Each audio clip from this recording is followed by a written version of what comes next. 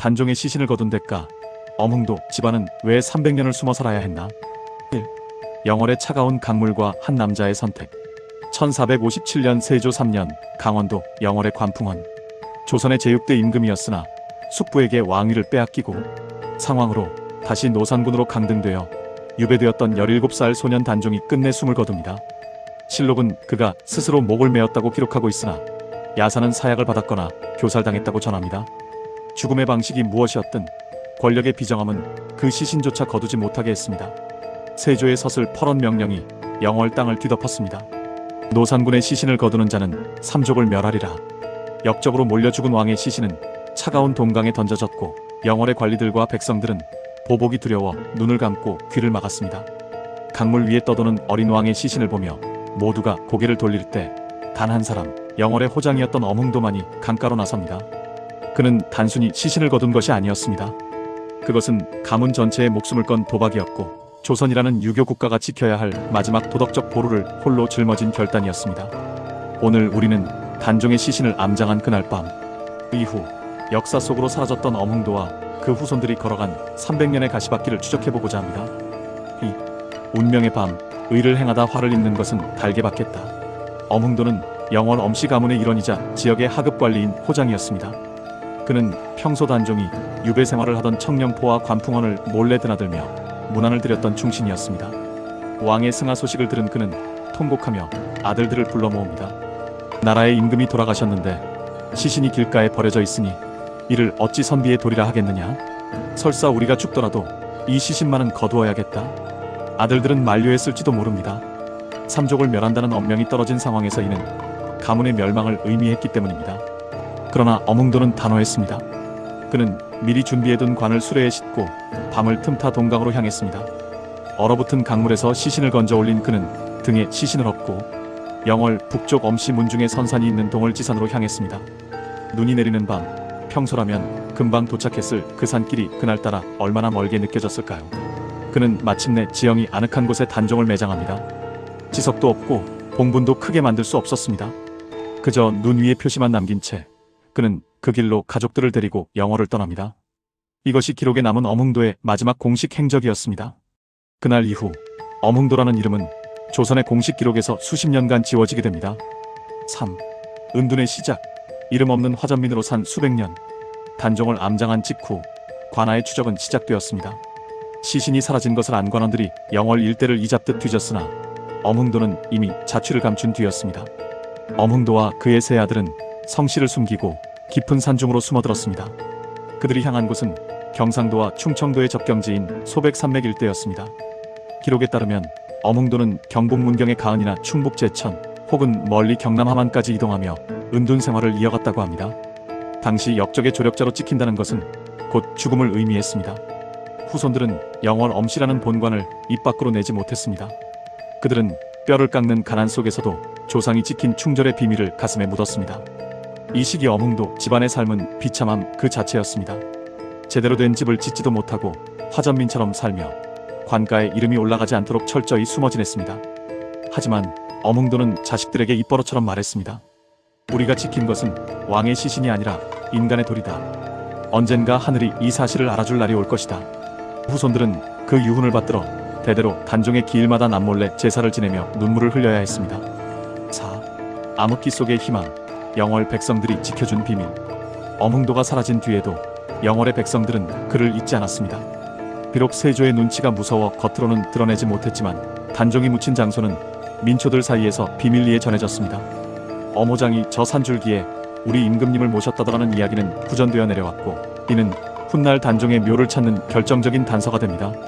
세조가 죽고 예종, 성종 시기를 거치며 정치는 안정되어 갔지만 단종의 복위는 여전히 금기어였습니다. 그러나 어몽도의 후손들은 포기하지 않았습니다. 그들은 멀리서나마 영월의 소식을 들으며 때를 기다렸습니다. 그 와중에도 어몽도의 아들들은 아버지의 뜻을 기려 충절의 정신을 가풍으로 세웠고 비록 신분을 숨겼으나 학문을 게을리하지 않았습니다. 5. 반전의 서막. 중종시대와 박충원의 발견. 어몽도가 사라진 지 약 80년이 흐른 중종 36년 기적 같은 일이 일어납니다. 당시 영월 군수로 부임한 박충원이라는 인물이 있었습니다.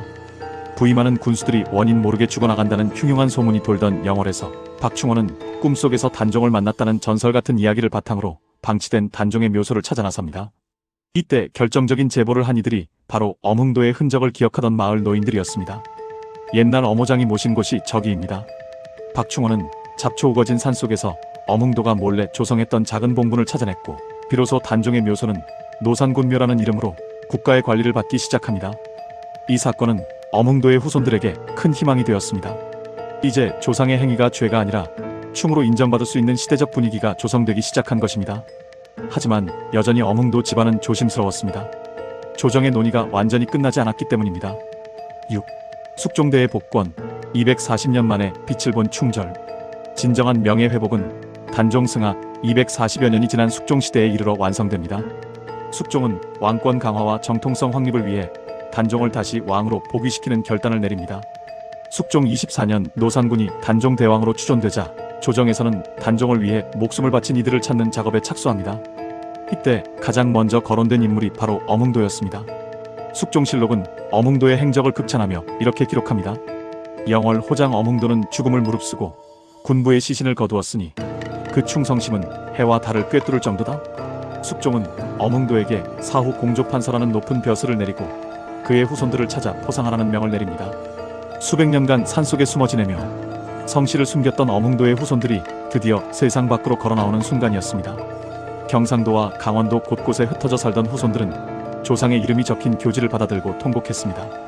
할아버지, 이제야 세상이 할아버지의 진심을 알아주었습니다. 7. 영조와 정조의 예우, 만대의 빛날 가문의 영광. 숙종의 뒤를 이은 영조와 정조는 엄흥도의 가문을 더욱 급진히 예우했습니다. 영조는 엄흥도에게 충이라는 시호를 내렸습니다. 충성스럽고 꿋꿋하다는 뜻의 이 시호는 조선의 신하가 받을 수 있는 최고의 영예 중 하나였습니다.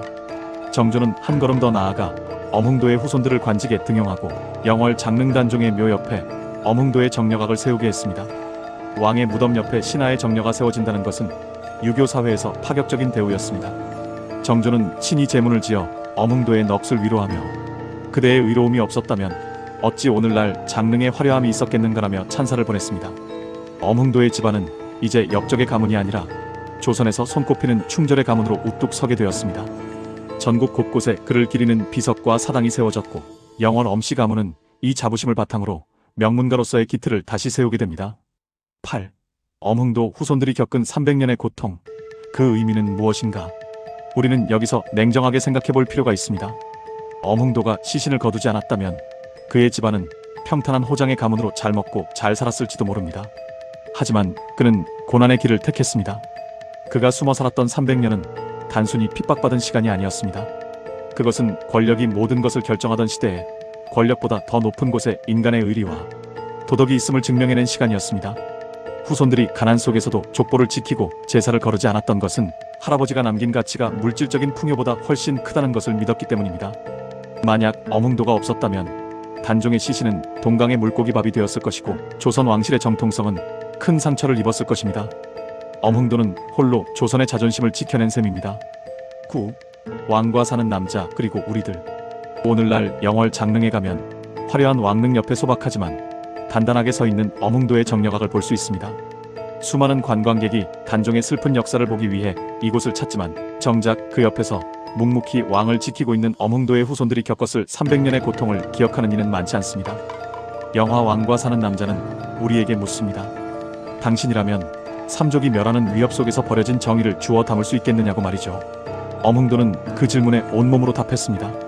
그의 집안이 겪은 행적은 옳은 일을 하면 결국 보답받는다는 교과서적인 교훈을 넘어 결과가 어떠하든 옳은 일은 행해져야 한다는 무거운 진리를 우리에게 전달합니다. 10. 영원히 지지 않는 충절의 꽃. 엄흥도의 무덤은 현재 영월이 아닌 경북 문경에 있습니다. 죽어서도 고향 영월로 돌아가지 못하고 타향에서 눈을 감아야 했던 그의 삶은 끝까지 고단했습니다. 하지만 그의 영혼은 이제 영월 장릉의 울창한 소나무 숲속에서 단종 대왕과 함께 영면하고 있습니다. 단종 사망 후 엄흥도 집안이 걸어온 길은 조선판 노블레스 오블리주의자 평범한 백성이 왕에게 바칠 수 있는 가장 위대한 예우였습니다. 시대가 변하고 왕조가 사라졌지만 엄흥도라는 이름, 석자와 그 후손들이 지켜온 가치는 우리 가슴 속에 영원히 살아 숨 쉴 것입니다. 누구도 돌보지 않았던 어린 왕의 마지막 길을 지켜준 사람, 그리고 그 대가로 수백 년의 어둠을 견뎌낸 위대한 가문. 우리는 오늘 어몽도와 그 후손들의 이야기를 통해 진정으로 가치 있는 삶이 무엇인지를 다시 한번 되새겨보게 됩니다. 영월의 동강은 오늘도 흐릅니다.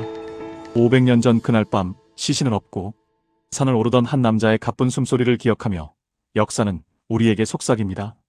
의로움은 결코 죽지 않는다고 말입니다. 끝까지 시청해주셔서 감사합니다.